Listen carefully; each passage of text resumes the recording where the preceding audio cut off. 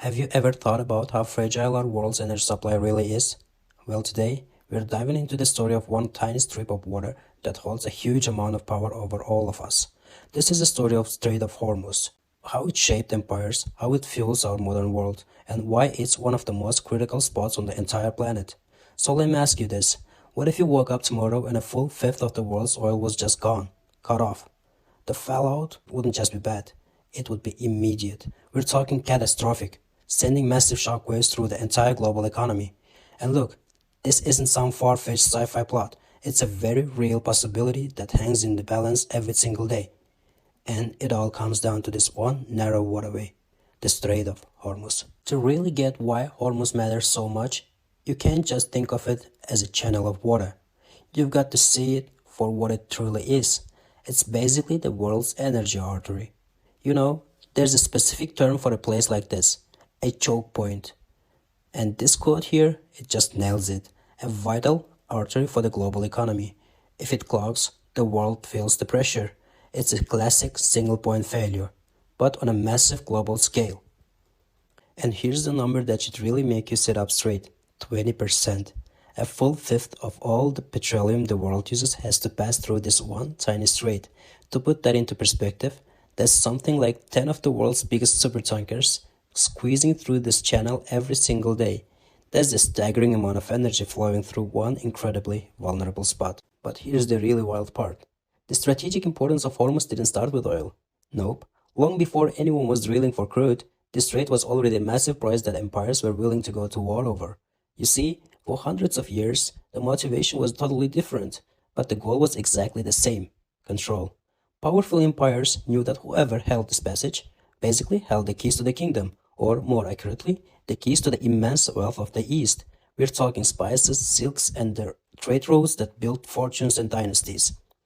And this timeline really shows you that constant struggle. It kicks off way back in 1507, with Portuguese forces capturing Hormuz to lock down those sea lanes. Fast forward to the 17th century, and you've got other European powers jumping into the fight. By the 19th century, it's Great Britain's navy that's calling the shots. And then, everything changes. Oil is discovered, and the whole game just gets reset, with stakes higher than ever before. And that, of course, brings us to the modern era, the age of oil. This is the moment the Strait of Hormuz goes from being a major regional prize to an absolutely essential piece of the entire global system. So, to really get what's happening today, you need to understand this term: geopolitical choke point. The best way to think about it is like a huge 8-lane highway that suddenly narrows to just one lane. A single fender bender and you've got a traffic jam for miles. Well, that's Hormuz, but for the world's economy. It is a point of immense vulnerability. When you put it side by side like this, wow, the story just clicks into place. Back then, the fight was over luxury goods like spices and silk, and the main players were these distant colonial empires. But now, it's all about global energy security, and the key players are a mix of global superpowers and the nations located right there on the shores of the strait. The stakes have just grown exponentially. As you can probably guess, this huge shift has turned the Strait of Hormuz into a modern flashpoint, a place where tensions can and often do escalate with some pretty alarming speed. I mean, with so much of our economy on the line, making sure ships can pass safely through this choke point has become a top priority for countries thousands of miles away, especially for global powers like the United States. So, what are those interests exactly? Well, according to official sources, they boil down to three main things. First, ensuring freedom of navigation, which is just the right for any ship from any country to pass through. Second, keeping energy markets stable. You know, preventing crazy price spikes that could wreck economies. And third, supporting regional security through various partnerships. This quote just perfectly sums up the modern reality, doesn't it? A narrow waterway where global economic needs and regional tensions meet. It's this very real physical place where these huge abstract forces, like the world's endless thirst for energy and the complex politics of the region, smack right into each other. So, where does all of this leave us? I mean, what does the future actually hold for the world's most important waterway? Alright, so if you're gonna remember just a few things from all this, let it be these. First, Hormuz is a geographic bottleneck that is absolutely vital to our world economy.